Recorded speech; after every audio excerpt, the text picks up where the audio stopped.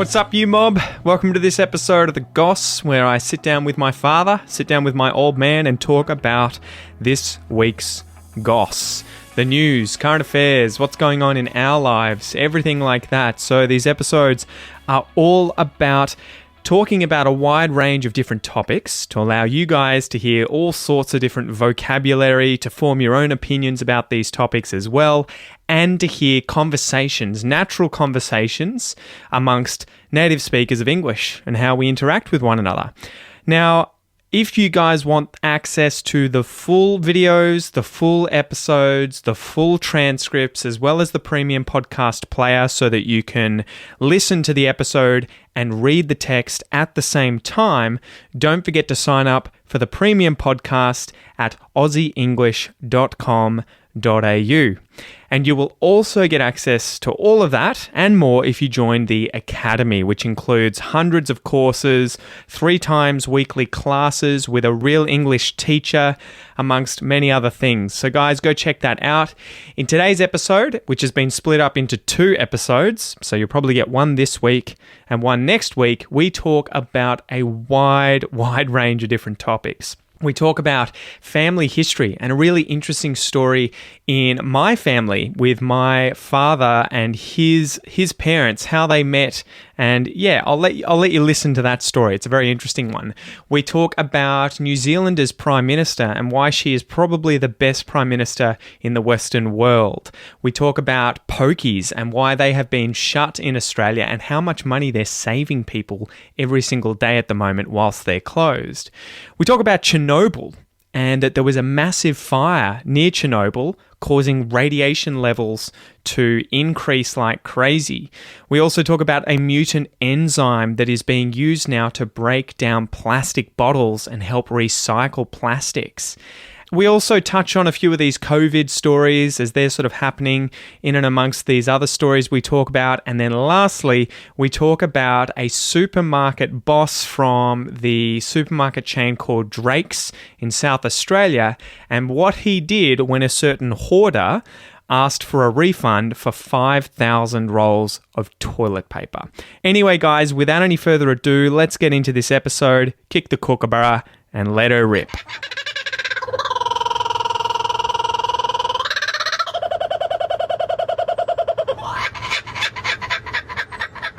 G'day guys, welcome to this episode of the Goss. 17, Dad, how you feeling? Yeah, all right. It's been a bit of a weird week, really, but just haven't been feeling that good, with the heart and the drugs and things, but, okay, but just, tired. So, all right now, though, which is good. And how's lockdown going? You having fun without anyone else around? Yeah, well, exactly. I've been writing family history, so...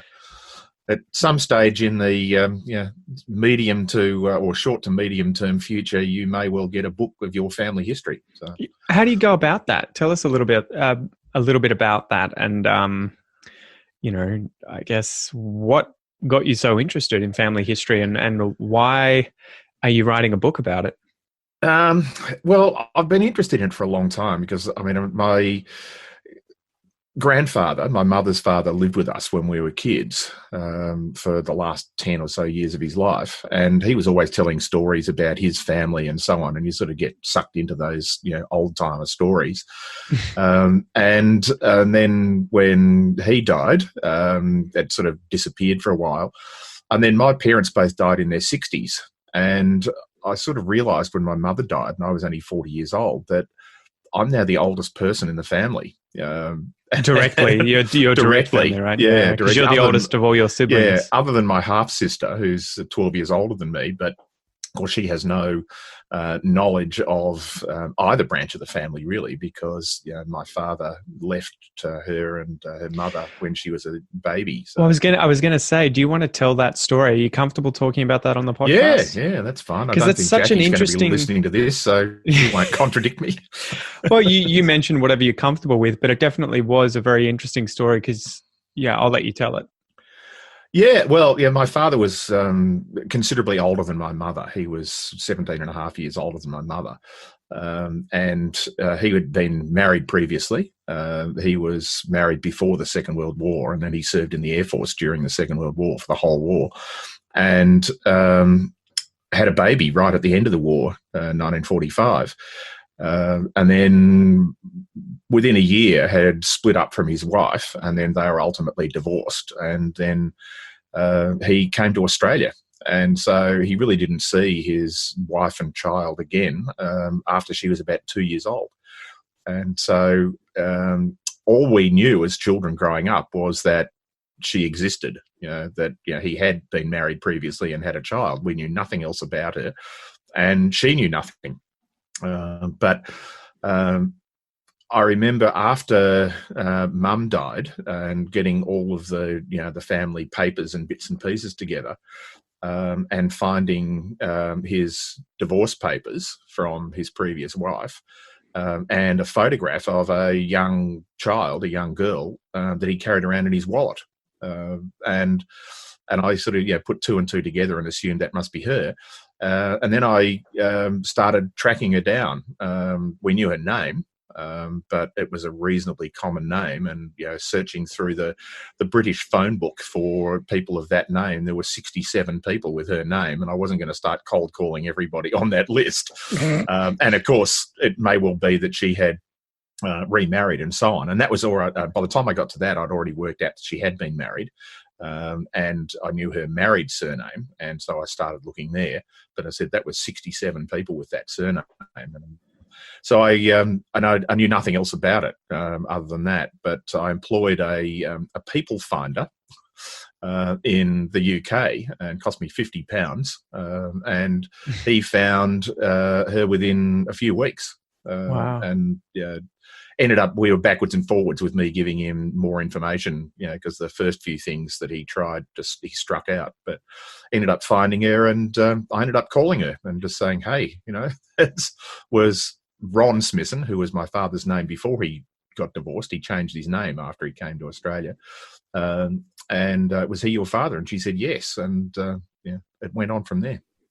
That's so crazy that you effectively had no idea you had a half sister for your entire life until after your mother died, right? Well, I knew that she had existed, but for all I know, I didn't know anything about her because Dad knew nothing about her since she was 2. So I knew she had been born, and that was all I knew. So, and she knew nothing about us, because obviously she'd had nothing to do with it. So I think it was more of a shock to her because I'd obviously known at least about her conceptually, but she had always assumed that he had left and, probably had another family, but didn't actually know anything. And she said, all of a sudden I've got, a brother, 2 sisters, nieces and nephews. Wow, it just seems so crazy, so tragic too, because obviously with your father, I don't know how much, so with my grandfather, I don't know how much my grandmother knew, but everything died with him, right? Effectively, like the reasons why he did that, what happened with his ex-wife back in Britain, because there was an interesting aspect to that story too, right? Where you think that you first learn about the story of, okay, he abandoned his family, he came out to Australia, he got remarried, he never talked about them, never went and saw them ever again. Never communicated with them in any way. And that blows my mind, having obviously Noah as a 10-month-old, just to think about what would it take for me to uproot and say go to England and never, ever, ever talk to Kel or Noah or about them or want to come back and see them again. What would have to happen, right? You're never going to know. No, exactly. It's scary. And the fact that he carried a picture of her around with him for the rest of his life. So that's making your life harder, right? Because you're obviously reminding yourself there's still something there, but he obviously abandoned them. And well, but that was the story, because there was another interesting aspect to it, right? Where she pretty quickly after the divorce ended up marrying, was it a friend of his or something? Well, yeah, the whole divorce saga is another one, and that's partly what I've been writing about in the chapter on Dad in the book that I'm writing is because I've got his divorce papers and I've got his. The easiest way to put it is, his wife sued for divorce on the grounds that he was having an affair with another woman. Which was the only way for her to get no divorce in the time, right? You couldn't just say, we're not getting along, we're going to get a divorce. Yeah, there was no such thing as no-fault divorce. Yeah. And that woman's husband was suing for divorce on the grounds that his wife was having an affair with my father. Yeah. Well, it was this dual thing. The interesting part of it is that those two divorce papers were submitted to the court 2 days apart. And so you've got to assume there was a bit of collusion going on here, and that my father's ex-wife and the ex-husband of the woman my father was accused of having an affair with got married less than a year later. So you never know, and we will never know. For sure. It's something I'm never going to talk to my sister about because she might never know. And well, what would you put money on, though? If you were to say, I reckon this is what happened, what do you think would have happened there? Well, you can never discount anybody having affairs with somebody else, but it just seems far too convenient for me that the outcome was that the two people who were suing for divorce ended up together.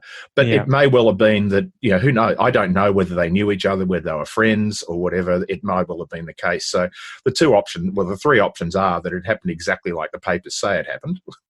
The second one is that it was a complete setup in a sense that the four of them just agreed, well, this is going to happen. You two want to stay together. We're out of it. But the easiest thing to do, particularly if Dad was already, he was on his way out. He was, already planning to leave the country by then.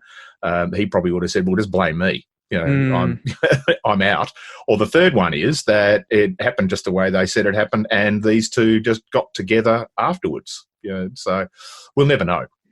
But it's an interesting part of your family history as well as mine. And because he changed his name, right? Because he hated his mother? He changed his name. Well, I don't know whether it was because he hated his mother. He certainly never got along with his mother, and he didn't see her from the time he was about, I think for the time he would have been in his 20s or early 30s. But he did change his name, but ironically he didn't change his surname. And with such an unusual surname that we have, it's not like he was untraceable. And in the end, it was his, not downfall, but it was in the end, it came back to haunt him because his sister, who moved to Australia years after he did, with her second family, just looked up the Melbourne phone book one day. She didn't live in Melbourne, but she was looking up somebody's name in the Melbourne phone book back in the days when we had phone books.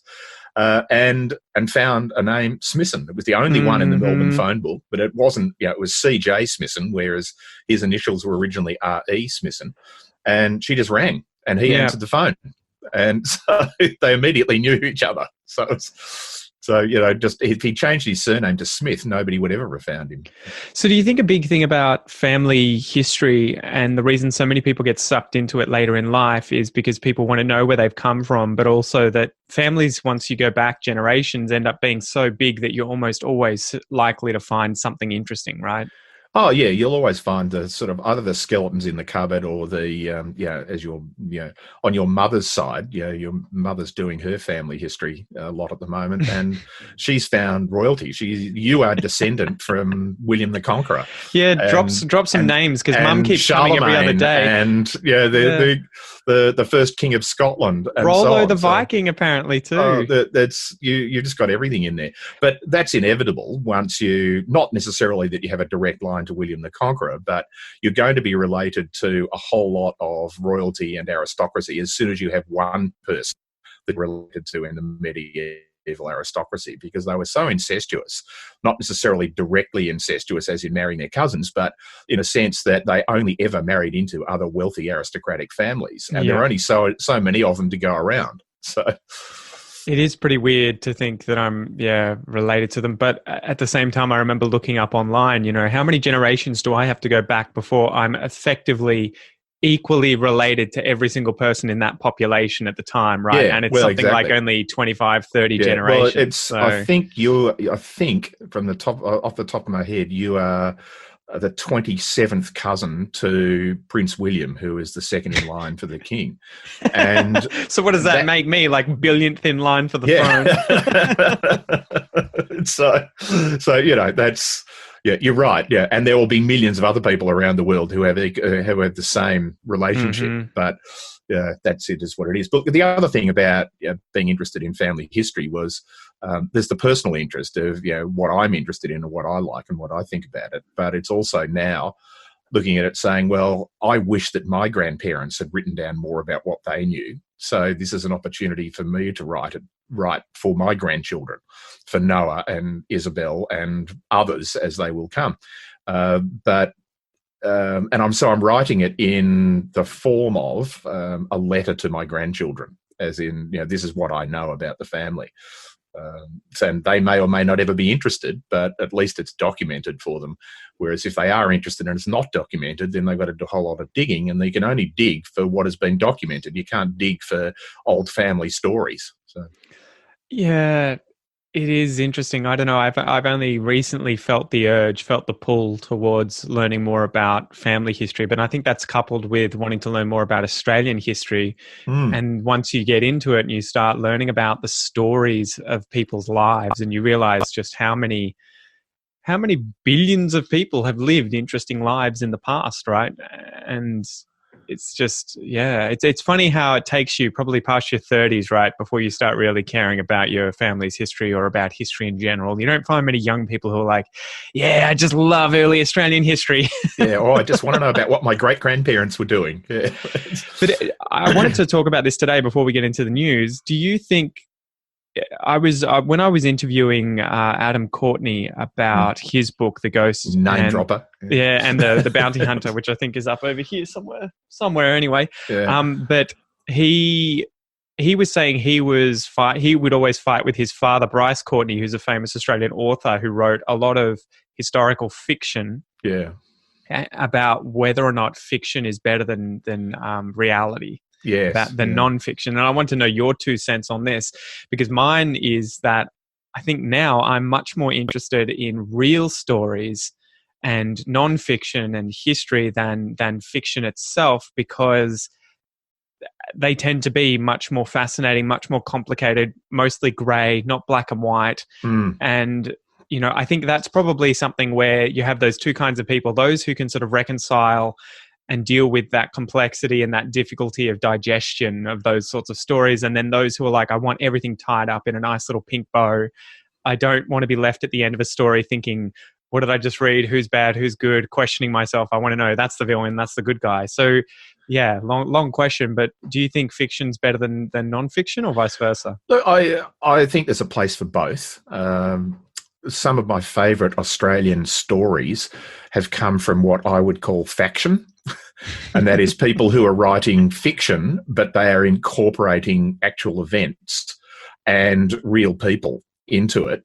And then, so they're interpreting what was going on at those times, but they're doing it in a fictional mode, as in the primary characters are fictional.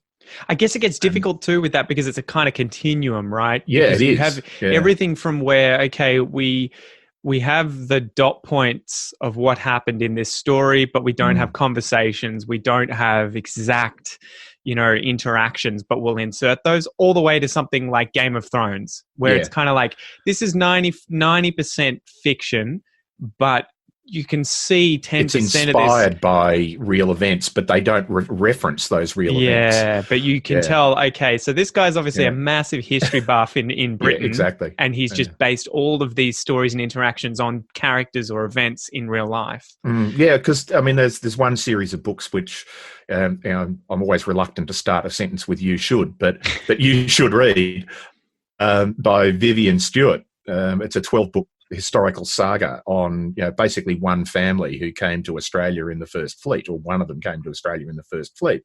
It's fictional, but all of the events in it are based around actual things that happened. And Vivian Stewart, the author, is a military historian. And so she's got that history background, and she obviously has studied the times and the events very well. And so you get a pretty good idea of what was going on at that time, but she describes them in a way using fictional characters as the main protagonists in the story. So that's good. The other thing is, like, and I haven't read Adam Courtney yet, and I'll get hold of them from you and read at some stage. But well, you won't have to, because he asked me if he could send a book to anyone that I knew, and it should be arriving in the next day or two in your letterbox. Thank you. Oh, thank you, Pete, and thank you, Adam. There you go. But that style of writing, which is more fact-based but interpreting, which I'm assuming is the way he writes, And another person's name I'll give you when I've got a few of her books is Carol Baxter, who is an Australian author, and she writes mostly Australian stories that are, and again, she's a historian, and she writes them from the perspective of saying, I'm going to tell this person or this event story in an historical way, but she writes them like they are fiction, because her opinion is that if you just write history and you're really, you're writing effectively a non-fiction book about the history, it's less readable to a general audience than if you write the story and you have conversation. And so the conversation and the stuff that you include is made up, but it's interpreted from real events, and the personalities are not just invented. They're based on documentary evidence. And well, another really interesting example is this guy, right?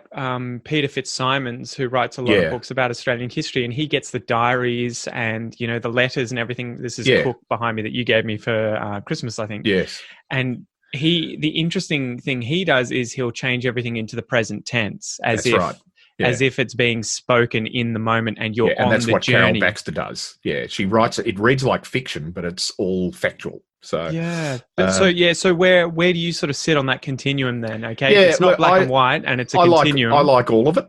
I must say that I'm more, being a historian a bit as well, having studied history, I'm more in line with the factional towards factual.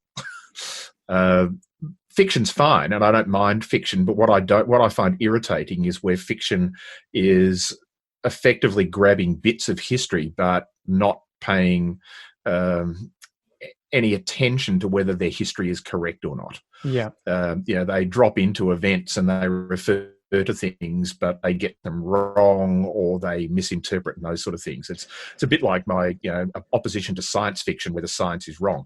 I don't mind you making up science if you're going to write science fiction, but don't get real science wrong. Well, you want to be fooled, right? The whole point of especially fiction is to trick you into believing, to being caught in the story, where it's kind of like the inverse of meditating, where the voice goes quiet in your head, right? You want to be so absorbed in the thing that it is a reality, and you don't realize that you're yourself in that moment. And then when they impose a reality that conflicts with it, it gets a bit, for me, it just gets irritating. So I don't mind pure fiction, and I don't mind that faction through to factual history. And I'd lean on the factual. I get so irritated these days with Hollywood, because it seems like they have to pander to the simple majority and make everything easy. And so all the good guys are 100% good. All the bad guys are 100% bad. And I think this is why Game of Thrones was probably so successful, because it was 50 Shades of Grey. It's like, oh my God, this is so complex. And I think it showed people how you don't have to be afraid of complexity. You can actually really enjoy the fact that you can't decide if someone is good or bad, or if they are liable to change, right? And I watched recently, I just did a Walking with Pete episode on Tiger King. Have you seen that yet on Netflix? I haven't. I've seen it. It keeps popping up as you must watch, but I haven't seen it yet. So anyway, I won't give you any spoilers, but it's one of those reality is stranger than fiction examples of just, you couldn't write this. The characters are so complex, they're so crazy, the weirdest shit happens that you could just, if someone wrote this and said it was just a fiction story, you'd be like, this is ridiculous. But the fact that it's real allows it to be ridiculous, and you're just like, hang on to your hats. Yeah, well, in fact, I've just finished writing the chapter on my father in this book. And that's the closing line in the chapter, is that if I had written this as a fiction script for television, they'd send it back to me and say, this is not believable. Nobody would believe it. But it is, where you just go, this shit happens. And in fact, there's a whole lot of stuff that I've left out, not deliberately, but because it's related to nieces and nephews and so on, that you just look at it and go, no, that's even more weird. But all right. Anyway. Yeah. Did you find it? Sorry. But sorry, I'll just. Getting back to that sort of history and the television part of it.